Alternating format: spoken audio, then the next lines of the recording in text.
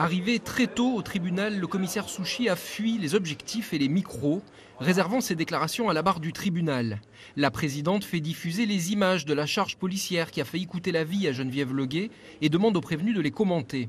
Quand la ligne de charge arrive à hauteur de Madame Leguet, il semble qu'elle soit déjà au sol. C'est nouveau ce que vous dites là, s'étonne la présidente. La défense du commissaire se dessine. C'est un major de police qui a outrepassé ses ordres. Il est sorti de sa ligne et a poussé Geneviève Leguet.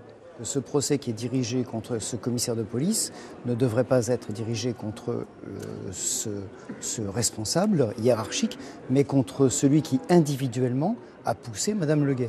Et il y a bien un policier qui est allé la pousser, on le voit sur l'image, il la pousse avec ses deux mains, on se demande bien pourquoi d'ailleurs, et ce policier n'a pas été poursuivi, il ne le sera pas puisque c'est définitif. Le commissaire charge l'un de ses hommes. Dans les rangs du public, tout acquis à la victime, comme sur le banc des parties civiles, on tombe des nues. On assiste quand même à un grand cinéma qui est en fait le fait de tenter d'isoler l'auteur et de venir nous dire qu'au contraire, il y a une dissociation pour tenter de trouver une porte de sortie en plus.